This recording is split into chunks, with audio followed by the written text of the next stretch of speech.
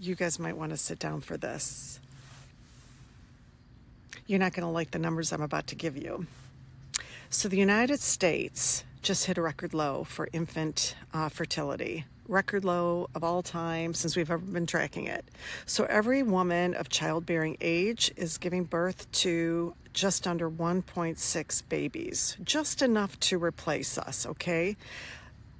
The lowest ever. And we know why that is. We just don't have a country that makes it easy for women to have that choice and to not have the stress of worrying about access to health care, finances, and you name it, right? Right. This is true of most other countries in Europe, and you name it. Their birth rates are declining, except for one country. One country has a strong growth. Can you guess which country? Israel. 3 babies for every female of childbearing age. And you'd be happy to know how heavily subsidized everything is. When you have a baby, the mother automatically gets a check. And then that baby gets a monthly deposit in the mom's bank account every single month until that child turns 18. And then in addition, that child has a separate account where the government deposits money that gets put aside for investments and so forth. And then, of course, their health care is heavily subsidized and college is heavily subsidized. And it's just wonderful that they have that money, thanks to you and me.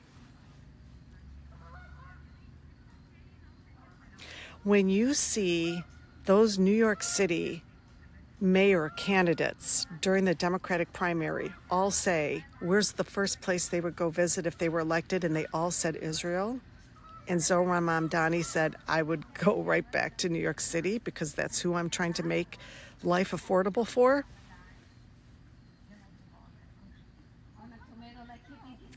Yeah, we don't get those things here. We don't get those things here. And what this extreme right regime, per Project 2025, is going to attempt to do to boost up those birth rates is not make it financially affordable and heavily subsidize everything, because we can't. We're not taxing corporations and we're not taxing the wealthy. We need that money. They're hoarding it all. What they're going to do is continue to erode our access to birth control.